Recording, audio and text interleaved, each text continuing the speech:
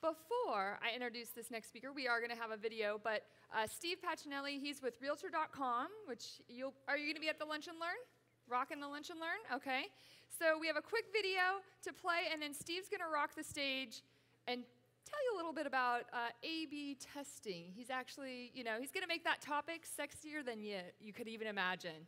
So, but it's really important in terms of testing your website and lead conversion. So he's up next, but before we bring him on, tune in to our little screen over here for a quick message. What are Century 21 agents made of? They're made of dedication and smiles and never-ending files. They're back patios, kitchen sinks, and pens that never run out of ink. They're a Magellan-like sense of neighborhood navigation mixed with the memory of an elephant who has a spectacular memory, even for an elephant. They're 1 part friendly handshake, 3 parts steel wrangler, and 98 parts burning the candle at both ends until they find a perfect home for you. And if you're wondering how someone could be 102 parts, the answer is simple. They're that good. This is who they are. This is what they do. Century 21 agents. Smarter, bolder, faster.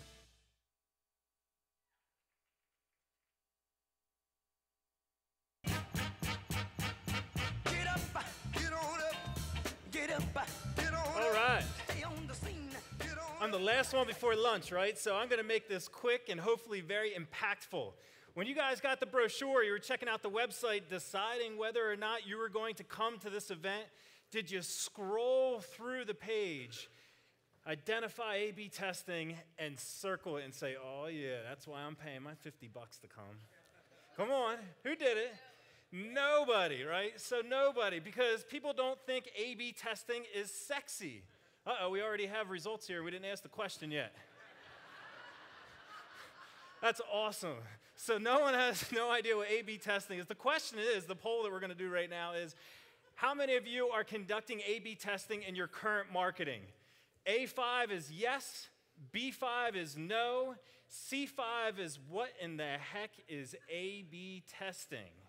So here's the thing. When I was asked to speak, I'm going through the different topics I could talk about, and I knew Chris was going to do mobile, and mobile's extremely sexy and exciting, and free applications that allow you not to talk to your significant other. I mean, that's this exciting, exciting stuff. Darren got video, and video's exciting, and it's the latest craze in real estate. And then I'm looking at mine, and I'm like, A/B testing, huh? So we're going to make A/B testing... We're going to make A/B testing a little bit more exciting here today, because it is exciting. Anything that you can do, any small change that you can make to a website or an email that literally takes no time, that can generate you double or triple the amount of leads, is awesome. You will want to talk to your significant other. You won't be using slide dial because you're going to tell them how many more leads you have. And I'm going to explain what A/B testing is here today, and I'm going to tell you how to incorporate it in your business, and I'm going to give you some products that are going to help you A/B test your website and A/B test your email.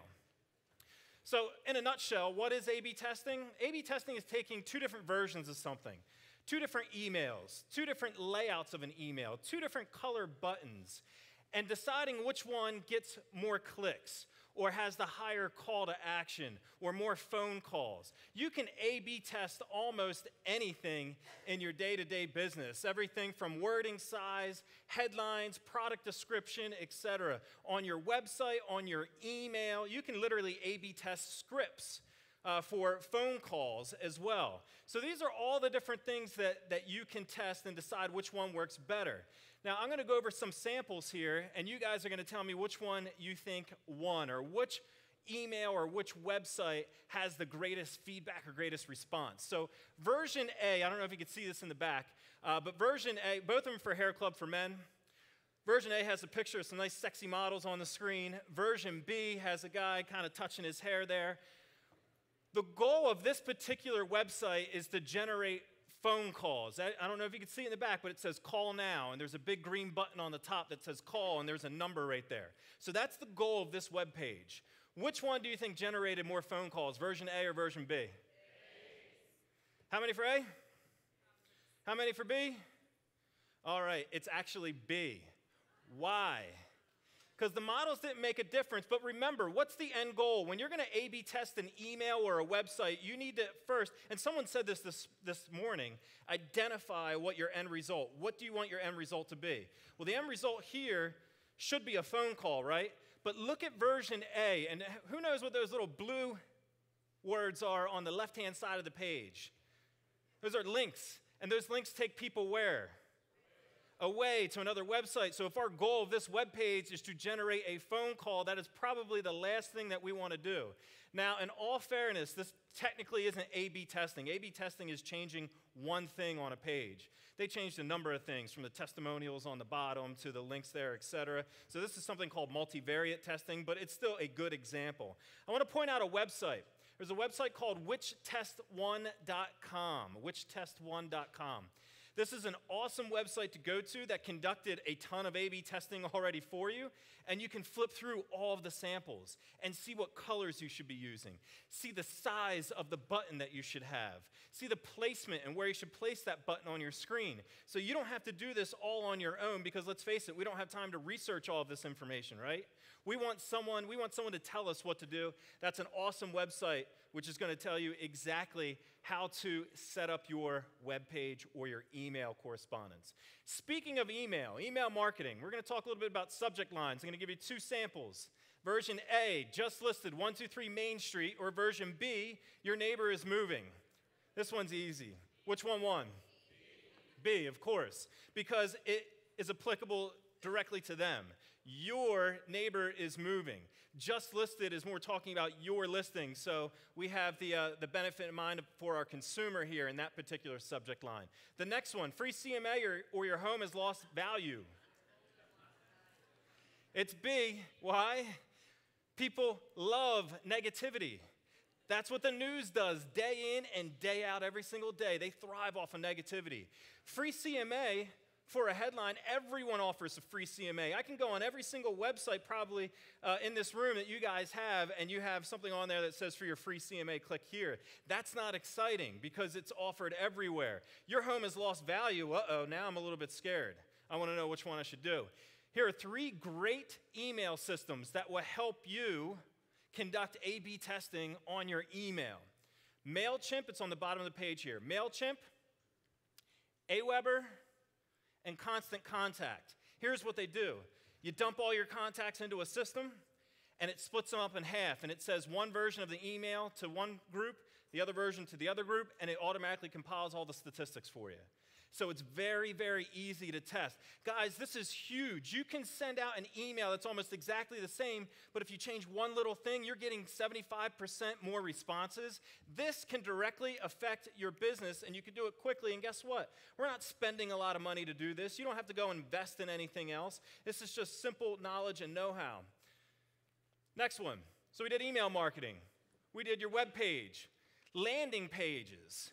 Here's an example, A, and it's actually from the same website, so they have a good version and a not-so-good version on this website. They're an excellent team, though, one of the best real estate agent or best teams out there.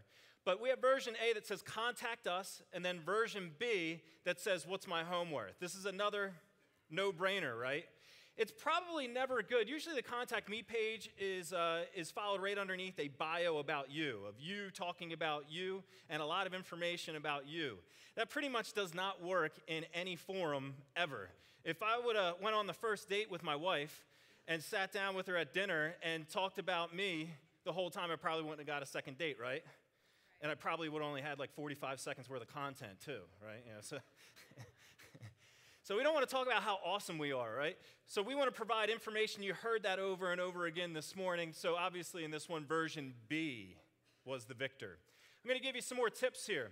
Phone number placement. This is another no-brainer. You're going to find this one on whichtest1.com here. But I'm going to give you information, and I actually read an article last night in Zeit.